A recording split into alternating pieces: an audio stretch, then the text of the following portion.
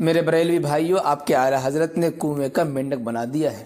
کنویں کا مینڈک نہیں پلاموی، بلکہ حضرت فاروق اعظم رضی اللہ تعالی عنہ کا غلام بنا کر کے ہمیں شیر ببر بنا دیا ہے۔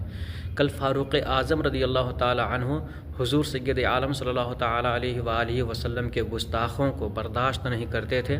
آج ہم بھی اشرف علی تھانوی، قاسم نانوتوی جیسے گستاخوں کو برداشت نہیں کرتے ہیں، اور ان کی گستاخی کا آئینہ پلاموی جی تمہیں ہم ہمیشہ دکھاتے رہیں گے۔ پوری دنیا کو کافر بنا کر الگ کرنے کے چکر میں پوری دنیا سے خود ہی الگ ہو گئے ہیں۔ کیا کہا پلاموی جی؟ اعلیٰ حضرت فاضل بریلوی نے پوری دنیا کو کافر بنا دیا ہے؟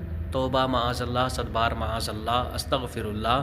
پوری دنیا کو کافر بنایا نہیں ہے، بلکہ اشرف علی تھانوی گستاخی کے سبب کفر میں مبتلا ہوا، قاسم نانوتوی بھی ختم نبوت کا انکار کر کے کفر میں مبتلا ہوا، پھر رشید احمد گنگوہی بھی رسول پاک صلی اللہ تعالیٰ علیہ وسلم کی شان میں گستاخی کی، خلیل امبیٹھوی نے بھی گستاخی کی۔ تو گستاخی کی وجہ سے یہ چار اکابر کفر میں مبتلا ہوئے۔ اعلیٰ حضرت فاضل بریلوی نے پوری دنیا کے مسلمانوں کو انہی غداروں سے ہمیشہ ہوشیار رہنے کی دعوت دی ہے، تاکہ جس طریقے سے اشرف علی تھانوی گستاخی کر کے کفر میں مبتلا ہوا، ایسے ہی دوسرے مسلمان بھی کفر میں مبتلا نہ ہو۔ جس طریقے سے قاسم نانوتوی انکار ختم نبوت کر کے کفر میں مبتلا ہوا، مرتد ہوا اور جہنم رسید ہوا، اسی طریقے سے دوسرے مسلمان بھی اس کے جال میں نہ پھنسے۔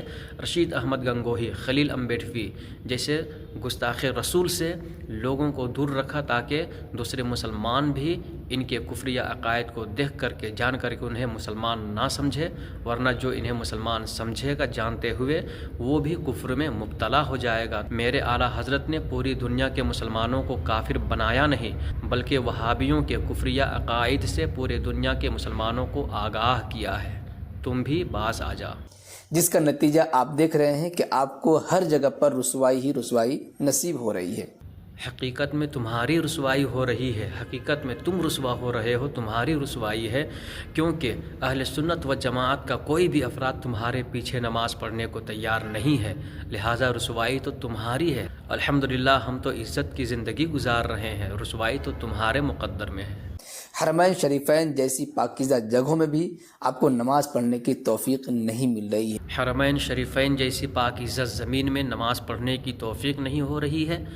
کیا بات کرتے ہو پلاموی جی؟ کیا ہمارے اہل سنت و جماعت کے افراد حج کے لیے جاتے ہیں، عمرہ کے لیے جاتے ہیں تو کیا نماز ترک کر دیتے ہیں؟ نہیں، بلکہ وہاں بھی نماز ادا کرتے ہیں، اور حرمین شریفین میں بھی پابندی کے ساتھ نماز ادا کیا کرتے ہیں۔ یہ اور بات ہے کہ تمہارے پیچھے نماز نہیں پڑھتے ہیں، کیونکہ تم گستاخ رسول ہو، اور گستاخ رسول کافر ہوتے ہیں، اور کافروں کے پیچھے نماز نہیں ہوتی ہے۔